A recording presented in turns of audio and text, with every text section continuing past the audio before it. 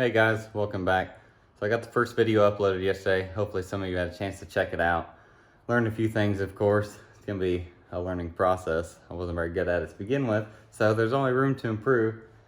But I did get the car done yesterday, just in time to go for that little cruise, and I was pretty impressed with the car. At first, I felt it wasn't what I expected, as it was my first time I got to drive the car with the VF650, but I only got 265 tires on there, and I really need to be at 295 at least. But I happened to luck out today and found a good friend in Florida who has got a set of wheels and tires for sale. And I've been looking for some time. As you can see, the factory wheels do look pretty good, and I love how flush they are. I could probably fit a 285 on the back. The only issue is that's really stretching on that, I believe it's a 9.5 or 9-inch wheel. And I don't want to stretch it. I'd rather have a wheel and tire combination that sits flush with a wider tire without issues of rubbing. So those should be here on Friday or so. And I was looking at quite a few wheels and tire packages, mainly used wheels, because I don't want to spend too much money on a set of wheels and tires when I could put that towards something else. But I found a set of Volk TE37s. I just think they look goofy on an M3. A set of Volk Rays, the GE07X. And those looked alright, but I don't like wheels without center caps. And then a set of HREs, which I would love to have, but the seller never responded. So, I mean, ideally it worked out pretty good, because the wheels that I've got coming look far better than any of those, and they're typically $2,000 a piece, and these wheels are pretty much brand new. And they come with Michelin Pilot Sport Cup 2s, which I was probably leaning more towards the 4S's just because I want traction in the rain as well. But I never drive it in the rain, and having that additional dry weather traction this summer will be fun, especially with playing around on the highway. But today I'm going to install these front splitters, give it a little more aggressive look. And my luck with carbon fiber is on the Supra. I put that brand new Cybon carbon front lip on, and the first time I got to drive it, tire flew off of a semi and cracked the front lip, and I had to order another one. And with these, I was just cleaning out the garage and tripped over this and kicked it across the concrete, so I already scuffed it up. But it's on the bottom, so you can't see it too well, and I need the need to paint the front bumper as well. Get that front license plate bracket off there, get that little divot that was on there when I bought it gone. But these should make for a pretty good aggressive look. And then I'll get that OEM center carbon fiber performance lip to go right in the center to kind of accent the front and give a little more aggressive look as well. But to make this a little easier, I've got the quick jacks under here, which save a ton of time. You're not running around all four corners trying to jack it up, put it on jack stands. It's a lot safer too, but extremely easy to use. Just run the lines to the lifts. Use your little button, raise it up. These things were on sale. I mean, they're on sale for like $1,000, and the time you save, and it makes it a lot more fun to work on your car. You'll be finding reasons just to put it up on the lip to work on it. So you raise it all the way up till you hear the lock go past, then you just rest it down on the locks, and you're good to go. So much space to work on the car. Makes oil changes easier, makes switching the wheels and tires easier, makes everything so much easier. You can see where these are gonna go. So they're gonna use screws in the factory places, and I might have to drill a few as well, and then 3M tape on the top. But that's gonna rest in there like that. And I'll have to work with Fitment a little bit. And then this opposite side. There's some pretty thick carbon fiber. I'll go there.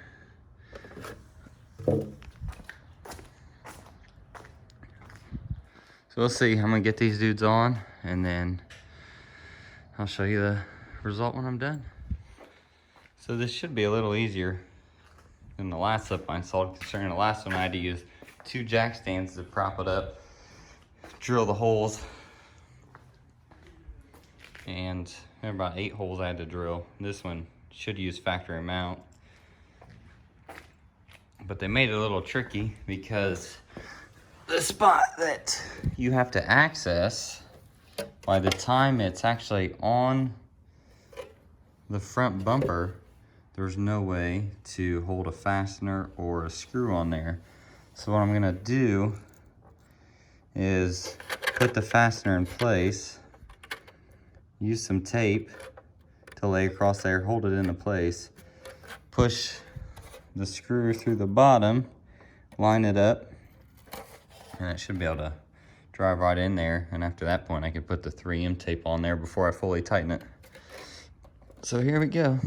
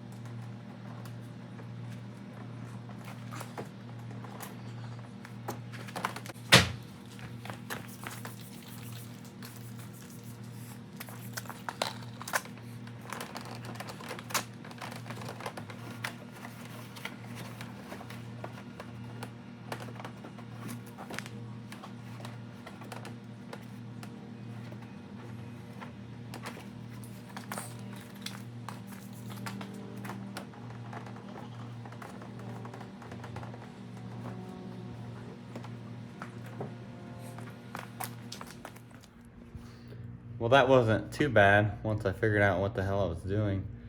I had to just use, actually none of the factory mounts, drill 2 new holes and use 3M tape. That's on there really good. Looks pretty dang good. We'll see once I let it down and let the car settle. A lot more aggressive look to it. I'm gonna have to get new underliners though. It looks like just over the last 10 years or however 9 years, however long or however old the car is, has done some pretty good wear to it. So I'd like to get some new fresh under trays. So let's lower it down and we'll see how it looks.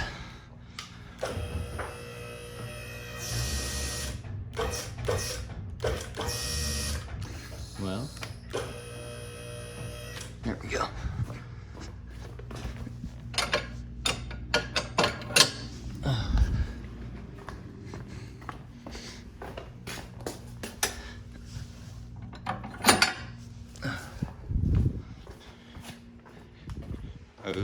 Ooh, so much better. I'm thinking about painting the front portion of it black as well to go with the OEM competition front lip and those little splitters. A little peek of the Corsa exhaust. All the way down. Still sits pretty high until the car settles, but give us a pretty good idea what it's gonna look like. There's definitely not that much gap, typically. Well, what do you think? Let me know in the comments. I like it a lot. Still, that front dent drives me absolutely insane, but a lot more aggressive look to it.